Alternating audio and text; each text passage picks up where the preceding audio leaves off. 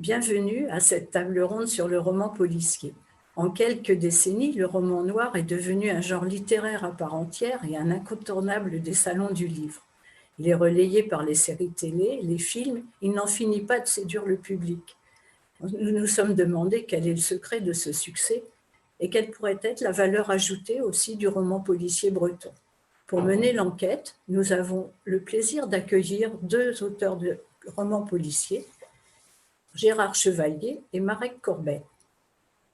Moi, je suis ravie de vous accueillir. Gérard, on se connaît depuis assez longtemps. Et Marek, bonjour et merci aussi d'avoir accepté tous les deux de venir. En fait, j'avais espéré d'autres personnes. J'avais demandé à Gisèle Guillot de nous rejoindre et puis j'ai eu aucune nouvelle d'elle.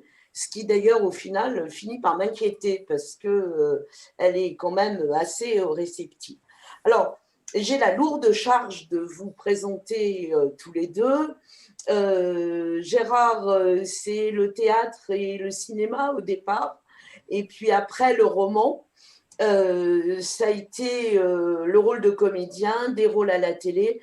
Je crois que vous avez été un pionnier du café-théâtre aussi, au moment où c'était moins connu et moins répandu qu'aujourd'hui, et puis l'écriture de scénarios.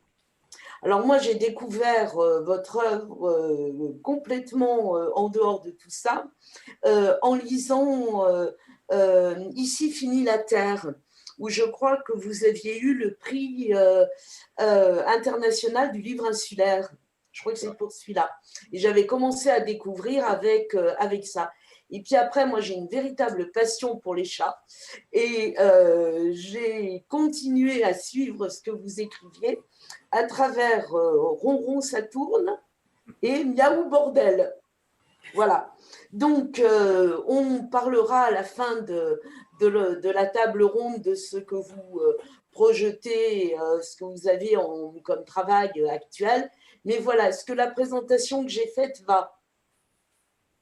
Alors, Marek, je commençais tout à l'heure, pendant que Gérard s'installait, par vous dire que j'avais lu, je venais de terminer Les Gravats de la Rade, avec ce rôle de l'Arsenal et puis cette période finalement pas très drôle pour la Bretagne, qu'a été la Seconde Guerre mondiale. Et j'aime beaucoup votre écriture que je trouve percutante, incisive. Et j'ai découvert que vous aviez été juriste à l'Éducation nationale. Et là, c'était il y a longtemps, j'imagine. Voilà.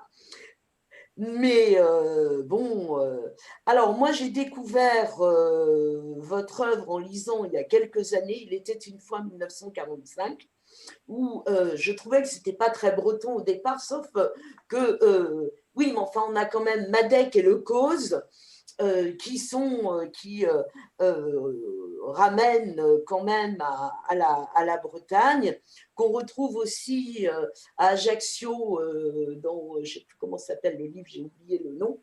Le sanctuaire de Cargès. Oui, voilà. Et puis, la Bretagne, elle est quand même présente, donc les Gravats de la Rade, Concarnoir, Oui. même si celui-là, j'avoue ne pas l'avoir lu. Mais ce qui est intéressant dans votre œuvre, c'est à la fois l'influence, je dirais, du néo-polar, hein, on y reviendra peut-être tout à l'heure, et puis l'influence des romans noirs américains. Hein, bon, alors moi, c'est un peu limité, mais c'est Michael Conley. Et j'ai trouvé ça très intéressant parce que on balance dans votre œuvre entre le roman policier, le roman noir, et je trouve ça très agréable. Ben, merci. Très bien. Donc, on reviendra tout à l'heure sur vos projets. Est-ce que sur la présentation… C'est parfait, sauf que je suis toujours juriste dans l'éducation nationale. C'est vrai ? Bon, voilà. Et ça m'avait fait sourire, parce que moi, je suis enseignante, donc juriste dans l'éducation nationale, ça me parlait. Bon, eh bien, on va entrer directement dans cette table ronde. Quand vous voulez parler, il n'y a aucun problème, vous agitez la main. Là. On va commencer par une question en fait toute simple. Je sais pas, Gérard, peut-être vous pouvez commencer, pardon. Et quelle est la recette d'un bon d'un bon roman policier? Ah ben, c'est très simple, je citerai Gabin, il faut 3 choses pour faire une bonne histoire. Une bonne histoire, une bonne histoire et une bonne histoire. C'est une phrase célèbre de ce grand acteur. Et je crois que le fondement, c'est l'idée. Chercher, chercher jusqu'à ce qu'on trouve, enfin pour moi tout au moins, une idée originale qui a un développement avec des répercussions intéressantes. C'est ça, à mon avis, le point de départ. Donc, de par mon passé de scénariste, j'ai passé des années à chercher des bonnes idées. Si bien que maintenant, j'arrive à reprendre des scénarios que j'avais écrits il y a longtemps, qui étaient à mon avis des bonnes idées, qui n'ont pas malheureusement eu l'écho qu'elles auraient pu avoir, et je les transforme en romans. C'est arrivé pour, par exemple, La magie des nuages, qui était un film cher, que j'ai failli tourner, qui s'est écroulé comme beaucoup de projets au cinéma, et que j'ai transformé en roman. Quant à une petite précision, ici, Fini la Terre, et j'en suis très fier, a eu le grand prix du roman produit en Bretagne. Et ça a été le point de départ, parce que j'en avais un peu assez du show business. Et un jour, je travaillais, je faisais le commentaire d'un film avec Jacques S. Bernard, le président de Produit en Bretagne, et il me demande, qu'est-ce que tu fais en ce moment? Je dis, j'écris. Ah bon, tu écris? Je ne savais pas que tu écrivais. Et tu écris quoi? Ben, j'ai dit, voilà, je commence un roman policier en Bretagne. C'est pas vrai. Je dis, si. Il dit, écoute, pas de magouille entre nous. Je présente ton roman à Cobbrez, dont je suis administrateur. Je te préviens, pas de piston, rien, mais tu auras une réponse. Et c'est parti comme ça. 3 mois après, Cobbrez a dit oui. Et j'ai ramassé quelques prix qui m'ont encouragé à continuer. Ce qui est bien agréable parce que le showbiz m'a fait perdre 20 ans de ma vie. C'est comme ça. Il n'y a pas à regretter, c'est la vie. Alors maintenant, pour répondre à votre question, le point de départ d'une bonne idée, c'est tout d'un coup un déclic. Ça peut se produire n'importe quand. Ça peut se produire en se rasant, comme disait quelqu'un de célèbre, en se rasant le matin devant la glace. Ça peut être tout d'un coup dans la voiture. Tout. Alors j'ai un petit carnet, je note vite, vite, vite, parce que j'ai perdu de très bonnes idées, je ne les ai pas notées sur le moment. Et ça, c'est très important. Alors après, le développement, l'imagination, etc. Je m'excuse, Marek, je n'ai pas lu ce que vous écrivez, mais je le ferai. Et Marek, c'est la même chose?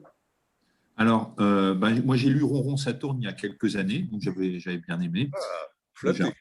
Voilà. Et non, les mots de Gabin, je suis totalement d'accord. D'ailleurs, c'est à l'occasion d'une interview sur le tournage du Clan des Siciliens qui fait cette réponse-là, il me semble. Hein, voilà. Et je souscris totalement. Et je pense que d'ailleurs, souvent, le polar aussi, c'est ce plaisir de raconter une histoire, quoi. Je pense que c'est ça. Et après, sur le canevas ou la trame narrative, effectivement, comme le disait Gérard, c'est souvent une abstraction qui, à un moment donné, va saisir l'auteur à n'importe quel moment. Ça peut être une lecture, quelque chose qui passe à la radio ou à la télé, ou une rencontre, ou un sujet.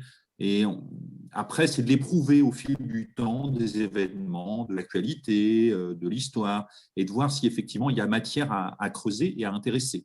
Souvent, je ne sais plus, alors je n'ai pas l'expérience de scénariste de Gérard, mais je crois qu'il y avait un scénariste qui disait souvent que pour tester les choses, il descendait au bistrot en bas de chez lui, son immeuble, Oui. et il voyait sur le comptoir les habitués, et si justement ça prenait.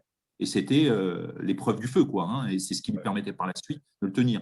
Et le roman policier, en plus, c'est assez binaire, c'est-à-dire que si l'intrigue prend, elle prend assez vite et tout de suite. C'est-à-dire que, voilà. Après, il faut quand même que ce soit servi par des personnages ou inattendus, ou voilà. Mais déjà, si on a ça, les personnages, en règle générale, ils vont se greffer assez facilement. Et les traits de caractère, on est à l'aise par rapport à l'intrigue, donc l'imaginaire, il est en cascade, et il va servir également, les personnages vont servir ce récit-là ou cette trame-là.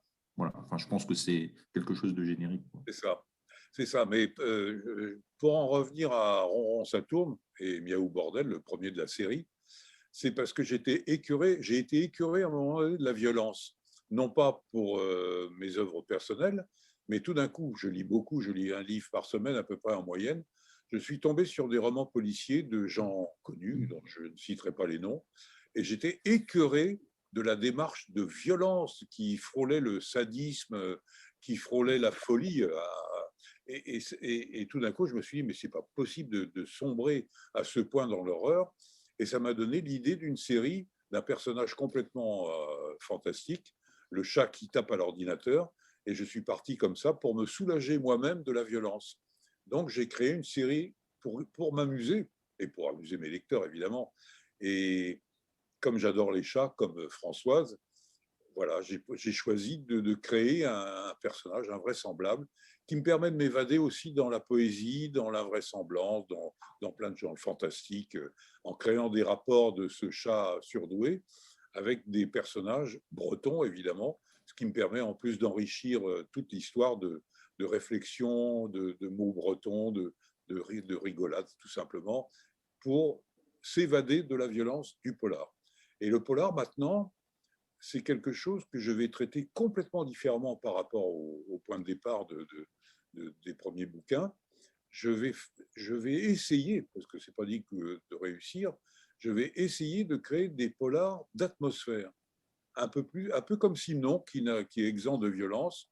Enfin, il y en a un petit peu, mais par rapport à certains auteurs, aujourd'hui, Simon fait preuve de sagesse, comment dire, de réflexion, de creuser les caractères de ces personnages, chose que maintenant, dans la violence, on oublie assez souvent.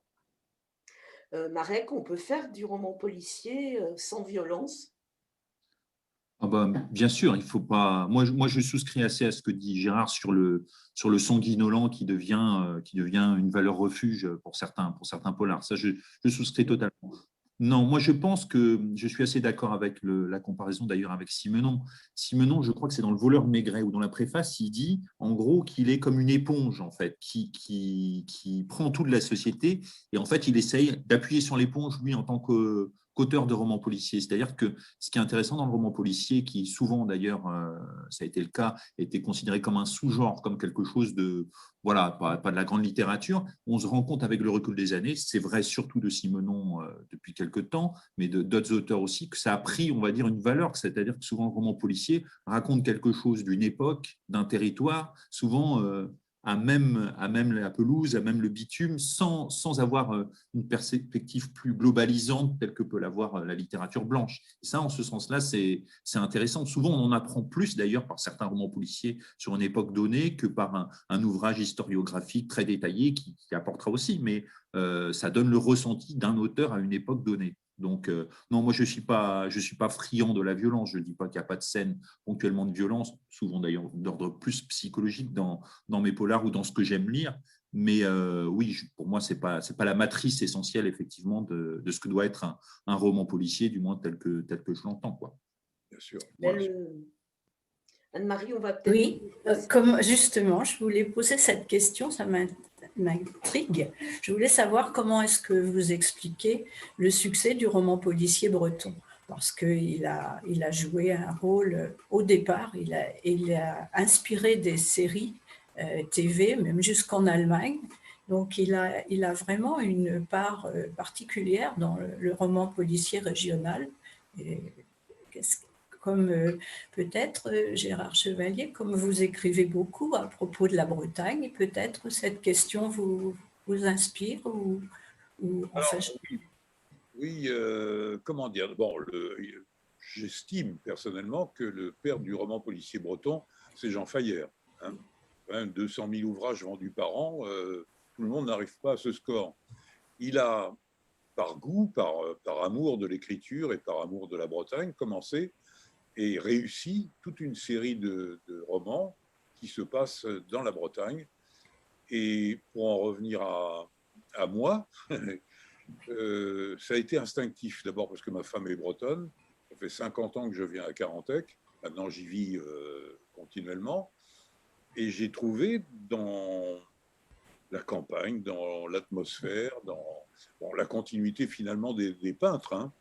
Les peintres qui ont adoré la Bretagne et ses lumières. Et moi, j'ai trouvé l'équivalent en écriture. Maintenant, mon dernier roman n'a rien à voir avec la Bretagne.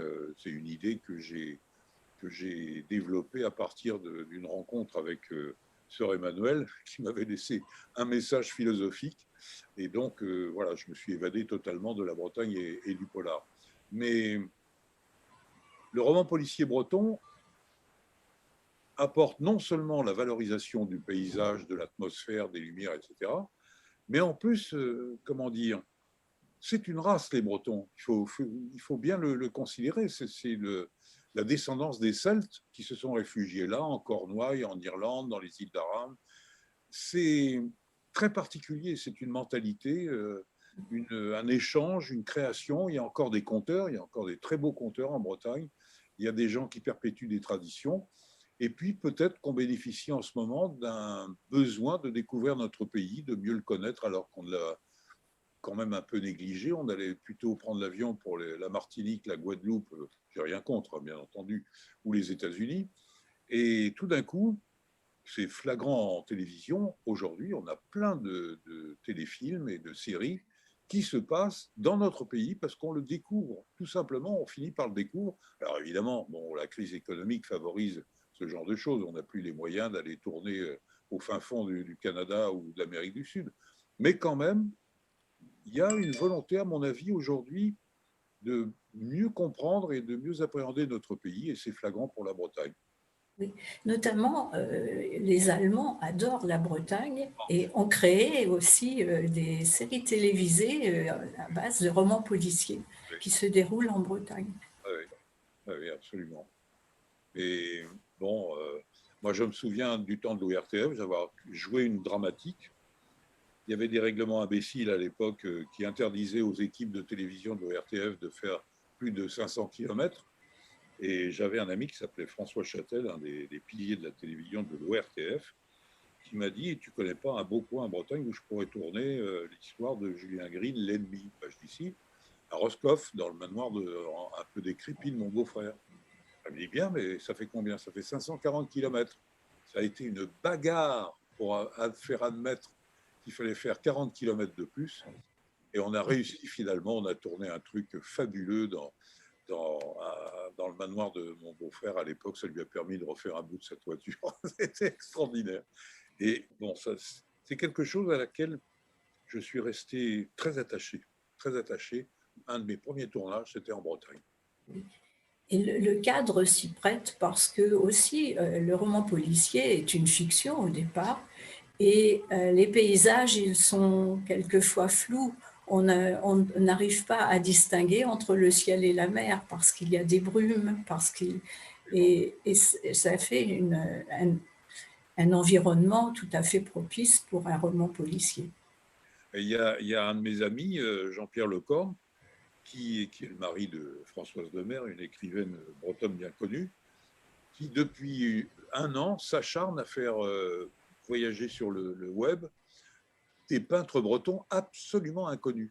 Et on découvre, j'espère pas être le seul, des tableaux, mais de ce qu'on appelle les petits maîtres. Ça me met toujours en colère parce que, bon, il y a des gens, des peintres modernes qui sont d'une médiocrité absolue, alors que ces gens-là connaissaient la lumière, connaissaient la construction d'une toile et sont arrivés à laisser une œuvre totalement méconnue. Et je rends grâce à mon ami de s'acharner à faire revivre ces peintres et de montrer leur talent, leur sensibilité. Oui, absolument, absolument. Marek, c'est la même chose, le choix de la Bretagne. Oui, alors la naissance à Quimperlé. Voilà, ça, et puis j'y ai vécu mes 20 premières années, donc forcément, ça forme, ça marque pour le reste de l'existence. Je souscris en gros à ce que disait Gérard. Moi, je pense que quand j'ai voulu me tourner un petit peu vers l'écriture, je me suis tourné justement vers le roman policier parce que c'était ce que je lisais quand j'étais adolescent. Et un hasard de l'existence a fait qu'à un moment donné, j'y suis revenu. Alors que je lisais plutôt des essais, des romans historiques, etc. J'y suis revenu. Et j'y suis revenu, pour compléter la question d'Anne-Marie, par le biais du roman, justement, du roman policier, notamment breton. Il se trouvait que je connaissais quelques auteurs de chez Barguin à titre personnel, que j'ai lu aussi un certain nombre de polars de Palémon. Et effectivement, je trouvais qu'il y avait matière, de par les paysages, de par la variété aussi des lieux, que ce soit les villes portuaires, que ce soit la Bretagne intérieure, etc., matière à des intrigues variées, dans des décors variés, et aussi au niveau historique, avec des histoires quand même assez singulières, assez différentes, selon qu'on se situe sur la partie maritime de la Bretagne, dans le Nord Finistère, etc. Et que justement, ça pouvait générer des intrigues. Et aussi, c'était l'occasion de questionner, pour en revenir à ce que disait Gérard tout à l'heure, qu'est-ce que c'était être breton? Est-ce que, y compris sur d'autres parts du territoire national, il y avait toujours cette Bretagne qui suivait un protagoniste, par exemple, d'origine bretonne? Je trouvais que c'était aussi intéressant de mêler cet aspect-là et que le roman policier servait parfaitement ça, parce qu'on a eu après des avatars, on va dire, dans d'autres régions de tentatives de romans policiers régionales, mais qui n'ont pas forcément pris parce que ce n'est pas lié justement à une histoire, parce qu'il n'y a pas une identification aussi forte vis-à-vis non seulement des personnages, mais aussi des lieux, de l'histoire de ces lieux-là. Je partage également le fait que, comment dire, Gérard évoquait tout à l'heure Jean Fayère comme le père du roman policier breton, je suis totalement d'accord. Moi, un des premiers polars, par exemple, que j'ai lu dans cette veine-là, c'est Marée Blanche, qui parle de Concarneau et justement de trafic autour du port, etc. Pour avoir passé mes années collège et lycée à Concarneau, l'ambiance de l'époque, en tout cas, est parfaitement restituée. Donc, c'est aussi un moyen de s'y retrouver quand on vit loin, quand on n'est pas forcément là, et puis de retrouver aussi sa jeunesse. Hein. Forcément, on est tous un peu pareils. Et donc, je pense que c'est tous ces, mis bout à bout, tous ces aspects-là, et des fois une volonté aussi de retrouver des périodes méconnues hein, de la Bretagne qu'on n'a pas connues ou dans des territoires qu'on n'a pas forcément fréquentés, parce que ça donne comment dire, une lecture et une épaisseur au regard qu'on a sur sa région d'origine un peu différent. Et donc, je pense que ça s'explique en partie pour ça. Et puis, je pense que pour entre guillemets, les extérieurs, Jean-Luc Banalek ou autres, c'est davantage lié au paysage, à la richesse des paysages qui se prêtent aussi davantage ce côté feutré, etc., à des intrigues policières plus classiques, on va dire. J'aimerais vous poser une autre question. Le roman policier agit comme un médiateur, comme un média entre le roman et le lecteur. Souvent, le lecteur va se projeter dans les personnages. Et je voulais savoir dans quelle mesure vous pensez qu'une fiction peut venir au service de la réalité. Si, par exemple, le roman policier traite d'un fait de société, d'un problème de société, en quoi il peut aider le lecteur à prendre conscience des choses, à évoluer. Est-ce que vous pensez que cette fiction, qui reste crédible, peut servir la réalité et comment? Oui, moi je pense que ça peut aider, mais il y a un piège, il faut faire très attention. Il ne faut pas oublier qu'un roman, c'est avant tout une aventure ludique, littéraire bien sûr, mais ludique. C'est fait quand même pour distraire, pour s'évader. Si on devient trop didactique, si on commence à donner des leçons pour le réchauffement climatique, pour, je ne sais pas moi, les faits de société actuels, ça risque de nuire à l'histoire, au bon déroulement de l'histoire et à son atmosphère. Ça peut aider, mais il faut faire attention. Ce n'est pas quelque chose qui doit être une leçon de morale. Ça doit bien rester dans un cadre inventif, imaginatif, et non pas devenir un fait de société. Voilà, je ne conçois pas un roman policier qui s'appesantit sur des réflexions philosophiques ou sociétales d'aujourd'hui. Ça peut les évoquer, mais pas plus. Enfin, ça, c'est mon avis. Et bien sûr, mais ce à quoi je pensais, c'était la manière dont le roman policier était traité, sa mise en scène, la psychologie des personnages, comment en fait le lecteur est amené presque à son insu à se projeter dans le personnage. C'est pas quelque chose de didactique, d'imposé, mais plutôt une prise de conscience indirecte. Et en cela, le roman policier peut avoir un rôle peut-être encore plus important.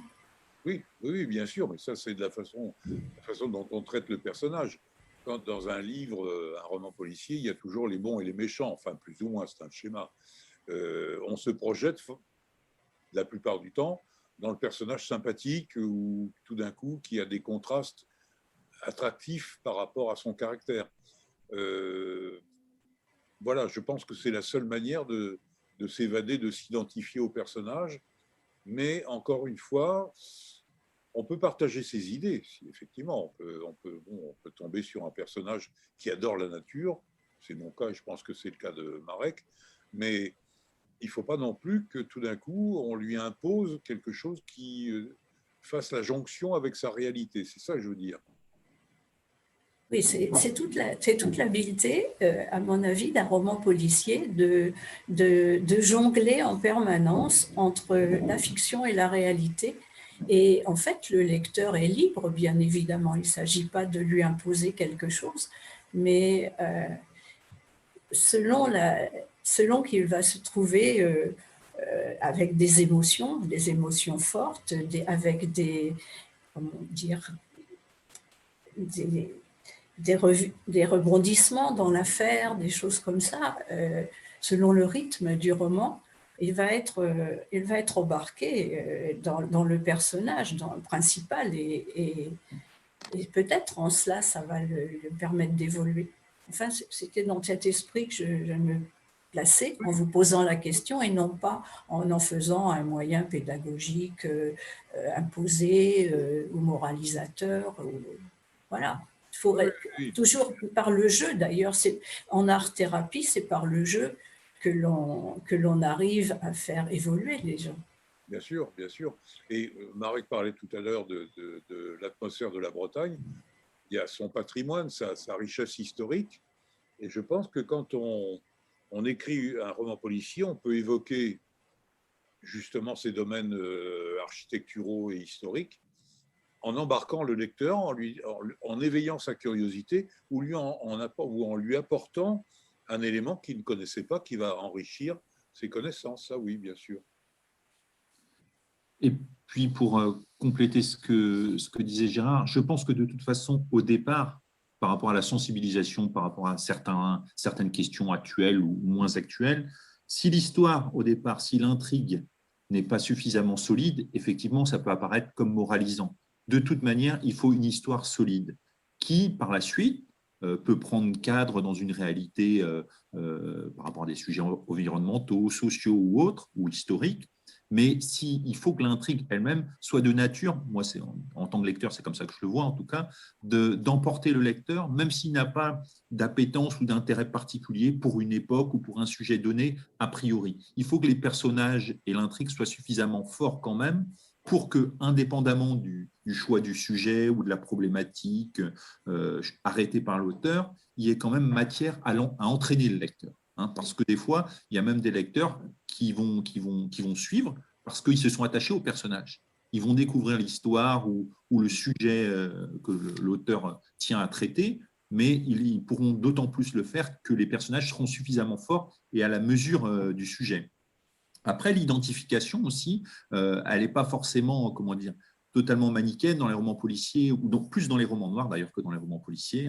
On aime bien les personnages un peu en gris clair, gris foncé, c'est-à-dire qui ont leur tare, qui ont leur valise, comme dirait l'autre, qui sont pas dans le même bloc, d'autant que ça peut nourrir l'intrigue, ça peut nourrir le suspense, les débouchés narratifs ou pas. Donc ça, je pense qu'aussi, c'est un élément, si on tient à traiter d'un sujet donné, il faut que tous les autres éléments soient alignés au préalable. Du moins, c'est comme ça que je l'envisage en tant que lecteur. Surtout. Là, je ne parle même pas en tant qu'auteur. C'est s'il y a ça, eh ben, ça m'emporte, quoi, indépendamment du sujet pour lequel je n'aurais pas forcément d'intérêt au départ.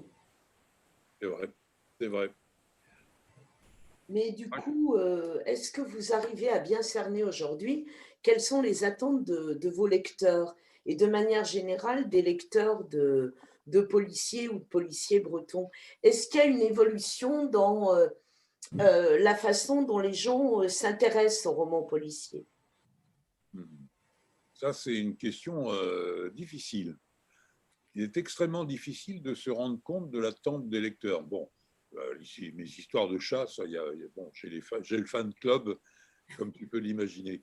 Mais pour les romans policiers plus classiques, alors là, ça c'est extrêmement difficile de répondre à cette question parce que qu'est-ce que les gens attendent véritablement? Bon, ils attendent d'être surpris par la construction, les personnages, l'histoire, etc.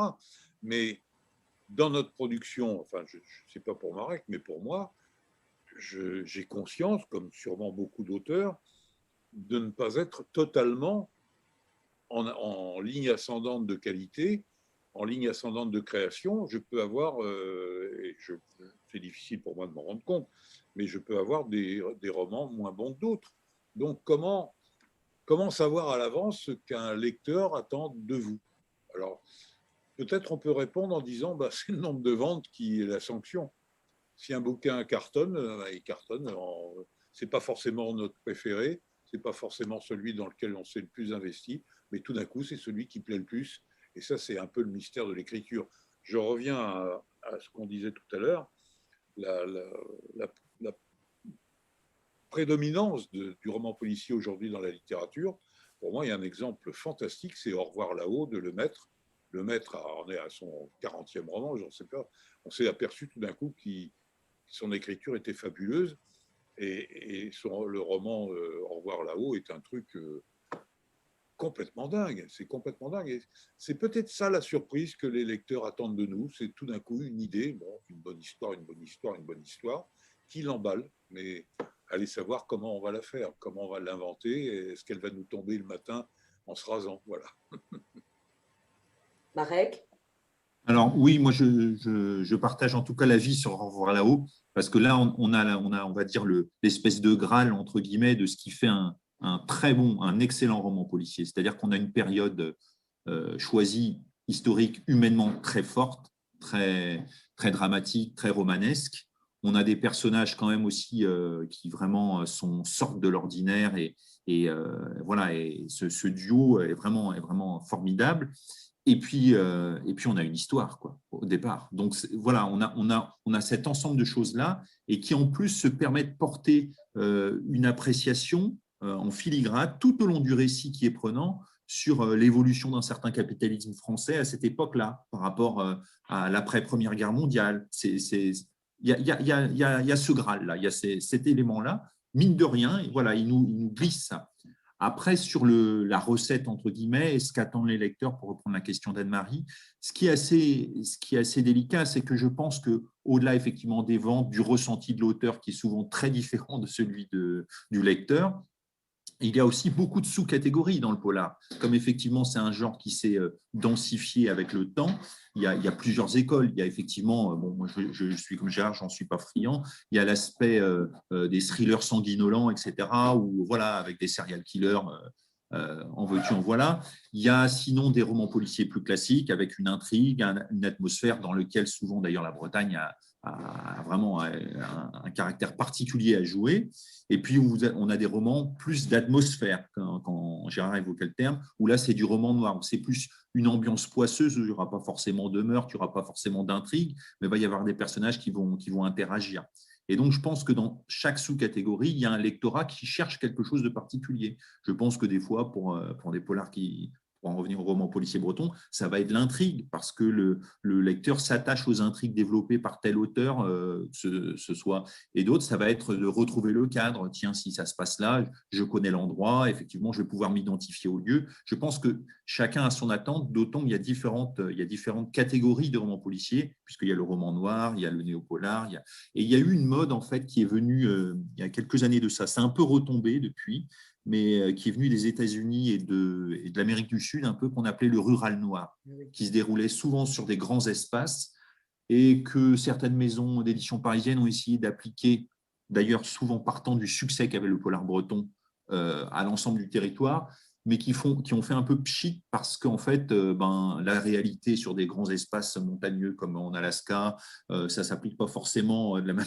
manière en France où il y a une caserne de pompiers, une gendarmerie à moins de 10 km où qu'on se trouve. Donc, pour ça, il faut quand même faut que ce soit incarné, quoi. On ne peut pas plaquer un modèle, il y a une réalité nationale ou spatiale à un autre degré. Le roman policier breton a eu ce sens de la propos de s'adapter vraiment non seulement à l'attente d'un certain lectorat qui devait préexister, et en même temps à des lieux, à une réalité sociale, quotidienne, avec plutôt un versant historique pour certains, d'autres, ça va être un versant plus artistique. Voilà. Et donc, ce mix, en fait, a permis à ce genre-là, parce que c'est un genre, à mon avis, pas un sous-genre, un genre en tant que tel à l'heure actuelle, de se développer.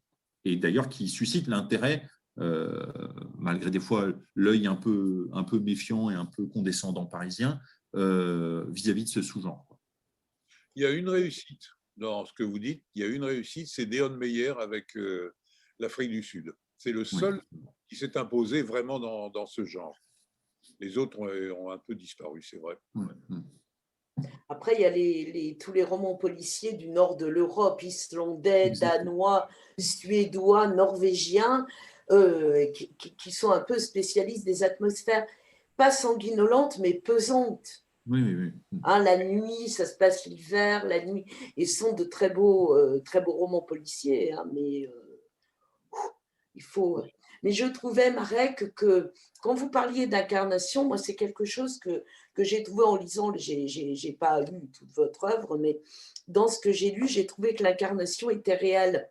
Et quand vous parliez de la période, vous ancrez systématiquement vos ouvrages dans une période historique assez contemporaine, disons post-Seconde Guerre mondiale.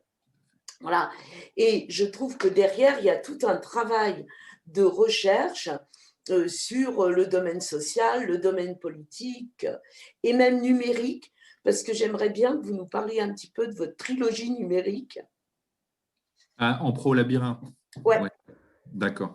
Alors là, pour le coup, en pro-labyrinthe, c'est vraiment très éloigné de la Bretagne. Hein. C'était vraiment, je m'y suis attelé parce que c'était un ressenti à un moment donné de questions sociales. Et en fait, j'ai essayé une uchronie. J'ai tenté une uchronie avec une éditrice à qui j'avais envoyé le premier volet, qui avait accroché, et donc qui m'a invité. Elle m'a dit, mais ça appelle une suite. Voilà. Donc là, vraiment, c'était de décrire une partie de ce qu'on a appelé, un sociologue a appelé plus tard la France périphérique, par rapport à un état social déterminé. Ce qui est assez drôle, c'est que quelques lecteurs qui l'avaient lu, à qui ça avait beaucoup plu, d'autres qui n'avaient pas du tout aimé, c'était vraiment très contrasté, parce qu'il faut le dire aussi, les retours, j'en ai qui vraiment m'en redemandaient, attendaient avec impatience les tomes, et d'autres qui disaient ah non, ça ne m'intéresse pas. Ça a pris un relief particulier quand il y a eu le mouvement des Gilets jaunes, par exemple, puisqu'en fait, c'était un groupe de citoyens qui se réunissaient tous les week-ends sur les ronds-points, etc. Et je l'avais écrit en 2013, et vraiment, c'était vraiment quasiment de la SF. Voilà. Donc, j'ai été assez content du retour que j'ai eu là-dessus. Donc, cette trilogie-là, elle était vraiment inattendue, et je l'ai fait un peu sur un coup de tête. Pour en revenir à la documentation, plus généralement sur les volets historiques, c'est vrai que souvent, c'est un travail par rapport au roman policier historique, surtout si ça se passe en Bretagne, qui suppose beaucoup de documentation, parce qu'on a, à la différence d'autres régions, un lectorat qui est très exigeant, qui est très, attentif à des réalités, à des détails, etc., donc qui ne laissera pas passer. C'était vrai pour les Gravats de la Rade. Là, avec Auguste Aventurier, j'avais fait un roman qui était plus contemporain, mais où il y avait quand même une partie de l'intrigue qui se déroule en Bretagne. Donc, il faut vraiment, de ce point de vue-là, être extrêmement sourcilleux sur le détail. Alors, forcément, il y a des choses qui passent, mais c'est surtout de recréer une époque. C'est ça que je trouve en tant qu'auteur stimulant, d'autant que pour les Gravats de la Rade, puisque sans spoiler, ça se déroule à Brest essentiellement, au départ, l'idée, c'était vraiment cet épisode historique dont j'avais pris connaissance par un bouquin historique par hasard. Je me suis dit, il y a matière à creuser. Et la ville que je connaissais, puisque ma famille paternelle est en partie originaire, c'était vraiment le cadre. Comme je le connaissais, je me disais, il y a une certaine facilité à utiliser ce cadre-là, même si c'était le Brest d'avant la dévastation de 1944. Mais bon, voilà. Et donc, je me suis rendu compte avec le temps, à mesure que l'enquête des personnages principaux avançaient, que la ville devenait un personnage à part entière. Et notamment le fait que, au début, j'avais un autre titre dont je n'ai plus le nom. Et en fait, les Gravats de la Rade, c'est à un moment donné, je discutais au travail, d'ailleurs, à l'Éducation nationale, avec une collègue qui avait beaucoup travaillé à Brest, et je lui propose l'ancien titre. Et elle me dit non, ça ne colle pas, elle connaissait l'intrigue. Je lui dis, d'un coup, comme ça, je lui dis, les Gravats de la Rade. Ça, elle me dit, ah, ça, c'est parfait. Sous la ville, voilà, il y a cette histoire, etc. C'est parfait. Voilà. Donc souvent, ça tient à un détail. Et avec le recul, c'est vrai que c'était ce qui convenait le mieux. Donc la ville, par exemple, là où le lieu s'est imposé comme un des personnages. Voilà. Donc ça, on le présume pas au départ. Là, par exemple, on en parlera tout à l'heure. Je travaille avec un dessinateur nantais sur une bande dessinée historique aussi qui traite en partie de la Bretagne. Et pareil, il y a une partie de l'intrigue qui se déroule à Paris. On avait choisi que ça se déroule en 77. Voilà, donc on travaillait sur les décors, sur les rues.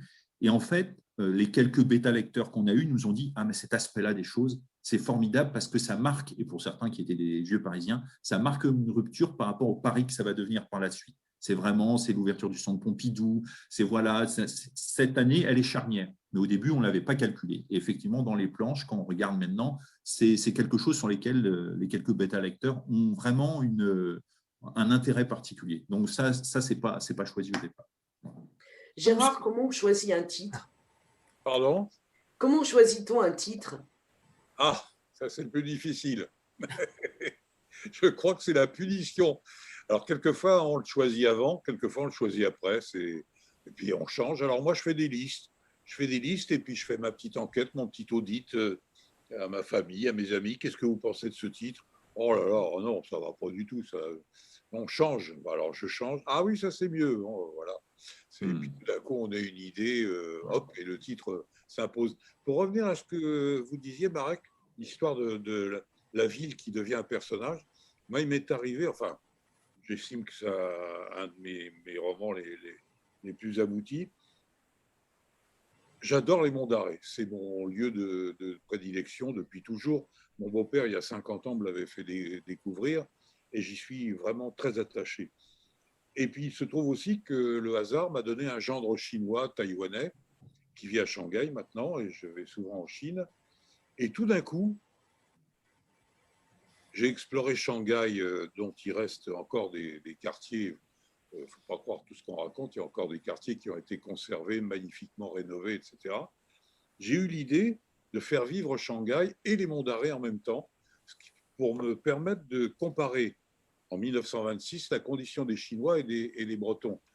C'était un concours de pauvreté. En Bretagne, on mourait de faim, en Chine aussi.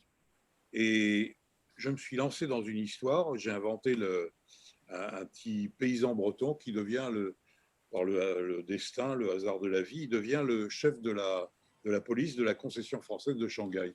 Et j'ai reconstruit avec passion, bon, ici c'était facile, les Monts d'Arrée, mais j'ai reconstruit avec passion toute la vieille vie de Shanghai. Et je ne vous raconte pas 6 mois de documentation pour faire revivre les remparts, la ville fermée, la ville close, la vie des habitants, la coexistence d'un luxe inouï, parce qu'il y avait toutes les banques mondiales qui étaient à Shanghai en 1926, et une population qui avait rassemblé dans l'Empire décadent tous les fortunés.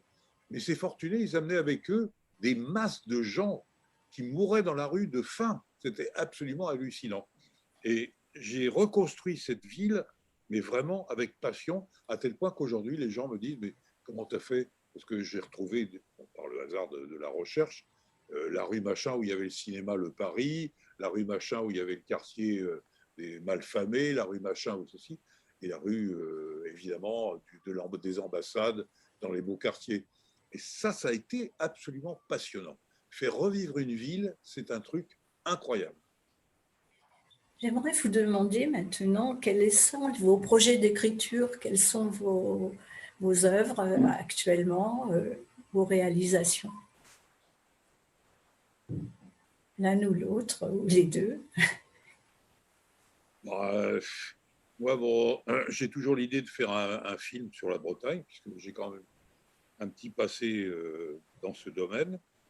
Je n'y arriverai peut-être pas parce que c'est extrêmement difficile aujourd'hui. C'est cher, les gens ne croient plus à rien, il n'y a plus d'enthousiasme. Bon, c'est extrêmement difficile de convaincre des producteurs de tourner un film, à moins d'apporter l'argent dans sa poche. Mais en ce qui concerne la réalisation littéraire, je parlais tout à l'heure d'une rencontre invraisemblable avec Sœur Emmanuelle. Je vais à Europe 1 pour faire un écran de pub avec ma voix dont j'ai vécu assez largement. Et pour Europe 1, c'était des copains, le service de pub. Et je tombe sur Sœur Emmanuelle. Et on rentre dans le studio de prise de son. Il y avait tout le staff de son éditeur, Flammarion. Il y avait évidemment tout le staff d'Europe 1. Et nous voilà dans la cabine. Et qu'est-ce qui nous prend? Enfin, je ne sais pas si c'est elle ou moi. On entame une discussion philosophique. Moi, l'agnostique et la grande dame initiée, on peut dire. Et ça dure, et on oublie tout le monde. Mais au prix du studio, j'aimais vous dire qu'on en aura mis pour un paquet. Hein. Ça durait pas loin d'1 heure. Puis à un moment donné, elle sait ce quoi, elle dit « Oui, au fait, on est là pour faire une pub. Alors, on exécute notre pub en 10 minutes. Et puis là, elle retourne la feuille sur laquelle était inscrit notre texte et elle me laisse un message philosophique. Elle m'embrasse comme du bon pain, elle s'en va, on ne s'est jamais revus. Et ça m'a quand même perturbé. J'ai mis 16 ans à trouver l'idée. Et là, je viens de terminer. Je ne sais pas si j'arriverai à trouver un éditeur. J'ai inventé un roman sur ces prescriptions philosophiques, qui sont évidemment quelque chose d'extrêmement généreux de sa part. J'ai vu, après, je me suis renseigné, j'ai vu les images que tout le monde a vues dans les décharges du Caire, où elle s'occupe des gosses en haillons crasseux, qu'elle nourrit, qu'elle abrite, qu'elle aime. C'est un personnage absolument ahurissant. Alors voilà, je ne sais pas ce que ça va devenir, mais au moins j'ai été jusqu'au bout. C'est une belle histoire. Et j'espère que votre projet de roman relaiera ce travail justement au service des plus pauvres. On verra. Et vous, Marek, qu'en est-il?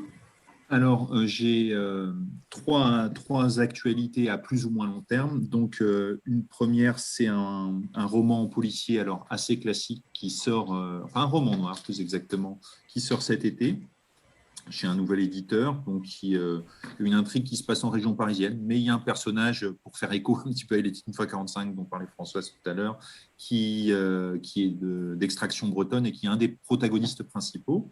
Donc ça s'appelle Une compensation aux luttes, c'est ça le titre.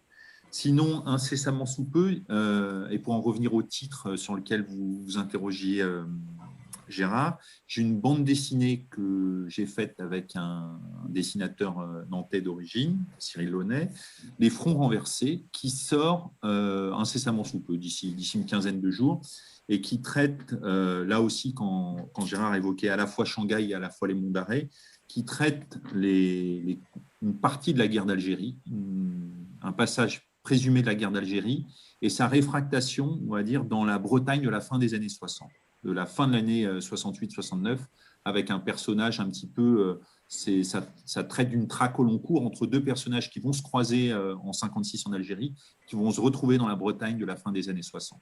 Un enquêteur et sa cible, on va dire. Et donc, cette BD sera en deux volets. Le premier volet paraît d'ici la fin du mois et le deuxième paraîtra sans doute à la fin de l'année 2021. Et puis, par ailleurs, je travaille toujours avec là un réalisateur sur un développement afférent à mon roman Auguste l'Aventurier avec un producteur. Voilà. Donc, ça prend, comme le disait Gérard, au vu de la situation, un temps certain. Voilà. Mais bon, c'est toujours plaisant parce que le scénario, je m'y suis mis à la fois en même temps par rapport à ce projet-là et par rapport à la bande dessinée. C'était quelque chose que j'aurais aimé faire depuis longtemps et que je découvre et vraiment qui, en plus du travail d'auteur, nourrit mon travail d'auteur et mon travail de scénariste nourrit l'écriture. Voilà.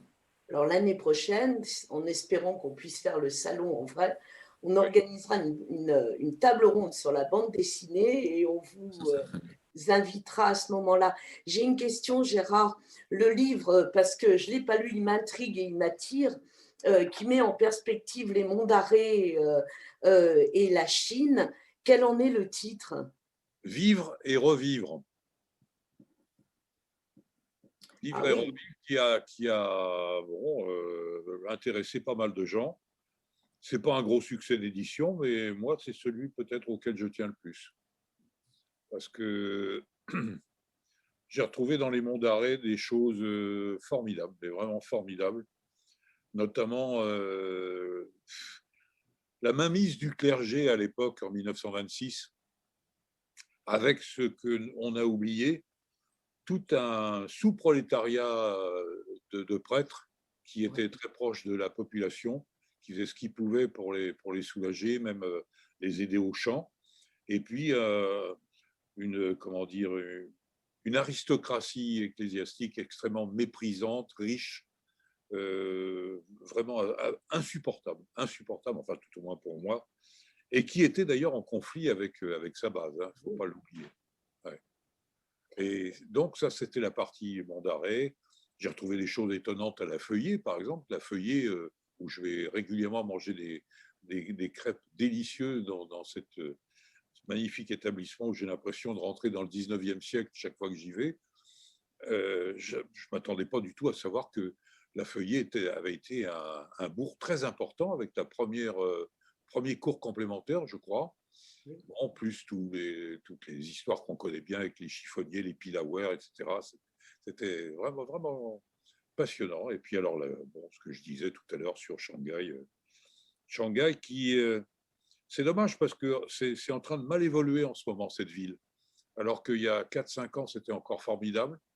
Il y avait un sentiment de bien-être et tout. Et là, il y a une perte de liberté, une volonté comment dire, de séquestration de la pensée, de la liberté qui devient insupportable. C'est dommage.